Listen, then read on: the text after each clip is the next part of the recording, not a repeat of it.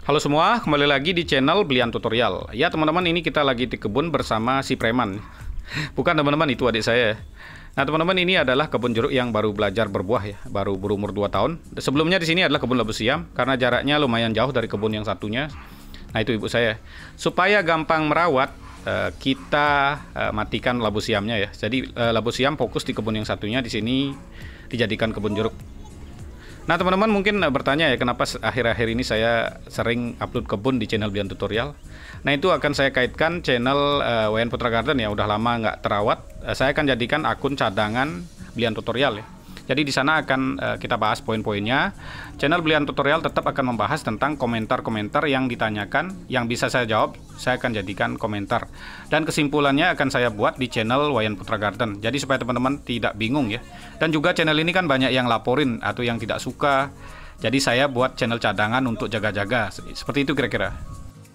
Halo semua, kembali lagi di channel Blian Tutorial, sahabat youtuber pemula. Ya kali ini saya akan bahas mungkin beda dari channel-channel yang lain ya. Channel yang lain pasti akan membahas ini ya, persyaratan YouTube terbaru. Itu sudah banyak yang ngebahas ya. Jadi kalau saya bahas lagi kan kasihan teman-teman ya, habis kuotanya nanti cuman ada puluhan channel yang membahas seperti itu ya. Ya bukan itu ya, cuman sekedar basa-basi. Nah kali ini saya akan membahas kenapa video reupload itu gampang meledak. Bahkan ada video reupload yang view-nya melebihi video aslinya ya, banyak ya. Tapi yang sepi juga banyak ya. Apa kira-kira penyebabnya ya video reupload yang sepi atau yang meledak itu ada triknya ya. Karena saya udah pernah dulu, teman-teman udah tahu ya, saya buat pas si Puji lagi ngetrend, saya buat channel namanya Pujian. Jadi meledak memang. Tapi saya dapat 3000 subscriber dalam waktu 2 hari, saya hapus. Ya memang saya butuh untuk nyari subscriber itu ya. Itu nama channelnya masih ada sekarang. Nama channelnya adalah Servis HP Panggilan Bali. Teman-teman bisa cek ya. Subscribernya sekarang sekitar 5.500. Kita dapat dari reupload itu sekitar 3.000 lebih subscriber dalam waktu 2 hari. Ya. Jadi ada tekniknya ya, nggak sembarangan. Jadi kalian mau pakai nama artis tapi pakai trik yang salah, itu bisa nggak ada hasilnya ya. Nah, kenapa video reupload itu kadang bisa meledak, kadang juga sepi? Itu ada triknya teman-teman. Nah mungkin buat teman-teman menanyakan ya, kenapa sekarang saya nggak buat ya. Sekarang memang sangat sensitif sekali ya. Tapi kalau untuk mencari subscriber ya bisa intinya. Nah seperti yang kemarin ya, yang mungkin yang yang menghina channel ini ya. Wah subscriber masih kecil, sok-sok ngajarin orang. Saya dong udah 300.000 subscribernya ya gitu. Saya cek channelnya, ternyata videonya reupload. Dan saya lihat channelnya udah ke-banned. Nah itulah sebagai contoh teman. Sepintar-pintarnya ngedit, pasti akan kena masalah nanti kalau kita membuat video reupload. Subscriber 340.000, tapi saya disuruh ngaca ya. Disuruh ngaca dong, subscriber baru segitu, saya udah 340.000 loh.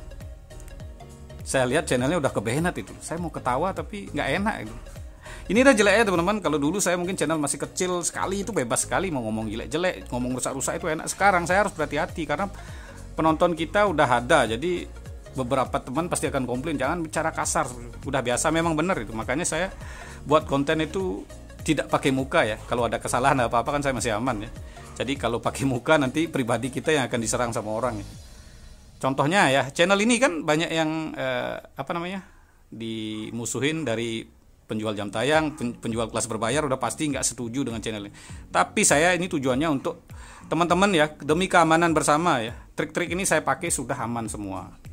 Jadi saya yang bilang yang berbahaya saya akan jelaskan, yang tentunya aman saya akan jelaskan juga. Ini saya juga masih riset-riset lagi, tahun 2023 kan banyak aturan yang baru ya. Nah ini saya akan bahas langsung kenapa video dari reupload itu gampang meledak. Itu ada triknya teman-teman. Seperti kemarin ya, ini udah langsung saja kita bahas. Umpama ya, beberapa video reupload yang meledak itu caranya gampang. Sekarang teman-teman mungkin lihat di TikTok ya. Jadi kita harus buat video reupload itu duluan daripada orang. Anggap seperti ini teman-teman.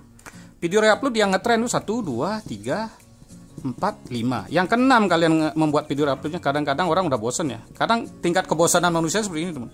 Ini video asli, yang reupload pertama kadang-kadang banyak nonton, yang kedua juga masih banyak, yang ketiga masih banyak, kelima masih banyak, kadang sampai 3, yang keempat ini udah bosen karena penontonnya itu saja ya.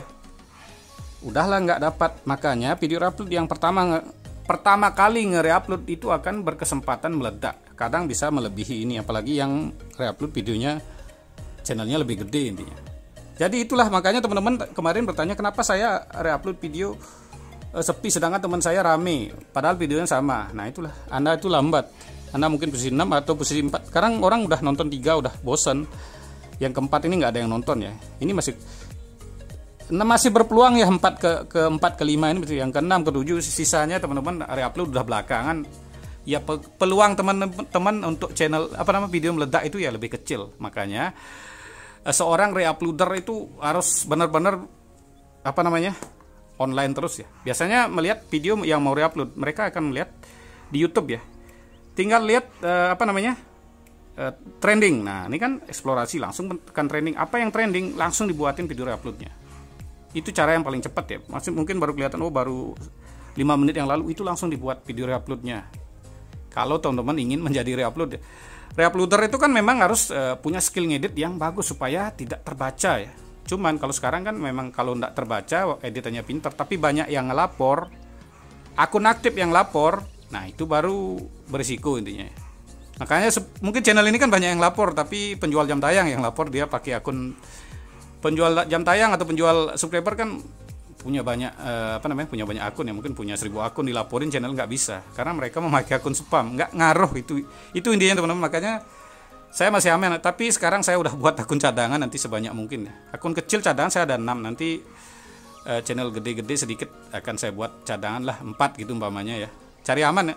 Kalau kita udah buat banyak akun cadangan mungkin mereka berpikir 2 kali untuk ngelaporin ya, udah di banned umpamanya channel Blian Tutorial, channel lain masih ada.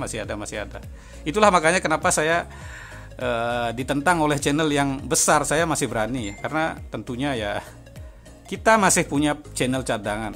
Tapi saya bukan tujuannya untuk bertentangan, tidak. Dulu saya buat channel ini nggak ada yang bertentangan ya. Setelah mereka yang nyenggol duluan ya udah kita senggol balik.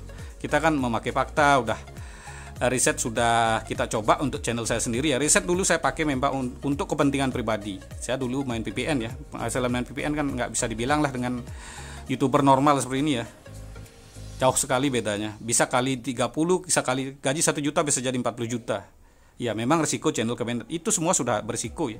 Tapi saya terus terang mainnya kecil dulu ya. Nggak berani main banyak karena berisiko. Sudah banyak teman-teman kita yang ke-banned intinya. Ya jadi ini penjelasan sederhana sebenarnya. Kalau mau reupload ya teman-teman harus pakai cara cepat. Iya, lebih cepat itu. Jadi kalau teman-teman masih lambat geraknya ya nggak usah main reupload lah. Pasti akan kalah ya. Seperti itulah. Ya teman-teman, ini kemarin saya dapat pertanyaan. Kenapa penjelasan algoritma beli dengan si guru YouTube berbeda? Sebenarnya tidak berbeda. Ya, algoritma yang sebenarnya adalah berbagai perhitungan rumit. Terus kita pelajari, kita mendapat rumusan yang lebih mudah. Dan kesimpulan yang kita dapat adalah mengaitkan. Sama seperti yang artis lakukan ya, collab. Yang kedua, tri-upload video, kita mengaitkan video kita dengan video si channel besar. Yang ketiga, kita bisa mengaitkan video kita dengan video kita. Contoh kita buat channel setema. Nah itulah, secara praktek seperti itu. Kalau secara teori saya belum sempat nonton sih, cuman lihat thumbnailnya, jangan mau dibohongi ya. Nah ini yang agak parah ya. Jadi bagi saya tidak masalah mau dibilang bohong atau fitnah semacam apapun saya dapatkan itu akan menjadi akan menjadi hasil yang bagus untuk saya. Jadi mau dipinah sampai apapun saya nggak akan nyerah ya. Apalagi dibilang saya temannya karyawan YouTube. Nah ini lagi teman-teman, jangan memakai hal seperti itu ya untuk menakut-nakuti pemula. Kita contohkan saja, teman-teman tahu di rumah sakit ya ada mungkin dokter jantung, dokter bedah, dokter kulit, dokter gigi. Jadi semua sudah ada porsinya ya. Jadi jika kita menanyakan penyakit jantung ke dokter kulit itu kan nggak nyambung. Jadi semua di rumah sakit itu kan semua pegawai rumah sakit. Apakah semua bisa? Jadi sama juga. Mereka bilang ini pegawai YouTube, terus menanyakan tentang algoritma kepada pegawai YouTube yang tidak men-setting algoritma. Kalau mereka menanyakan tentang algoritma langsung kepada yang men-setting algoritma di Amerika Serikat ya, di kantornya Google di Amerika Serikat, jawabannya saya akan setuju. Kalau masih sama-sama karyawan Google ya bidangnya, apalagi ya di rumah sakit kan ada satpam, mereka kerja di rumah sakit, kalian tanya sama satpam Dok, saya sakit jantung, gimana caranya? Pak Satpam, saya sakit jantung ini. Pak Satpam kan kerja di rumah sakit, saya sakit jantung. Apakah Pak Satpam bisa membantu kan seperti itu? Kan sama itu pegawai rumah sakit. Kira-kira seperti itu ya. Jadi buat teman-teman, cerdaslah berpikir. Jadi jangan sampai udah udah dipakai flexing yang agak-agak lucu gitu ya. Jadi saya tidak akan pernah merasa itu hebat ya, tidak. Iya, benar. Apalagi kan bukan meremehkan ya. Jadi yang ditanyakan juga ke pegawai YouTube yang konten kreator Indonesia ya, bukan yang dari Amerika ya, bukan yang dari Singapura juga bukan. Ini kan yang di Indonesia juga sama seperti kita membuat sebuah channel YouTube ya. Cuma nama channelnya YouTube Kreator Indonesia. Ya, jadi seperti itu ya. Jadi bukan meremehkan, sekali lagi bukan. Saya cuman menjelaskan yang sebenarnya. Terima kasih telah menonton. Sampai jumpa di video selanjutnya.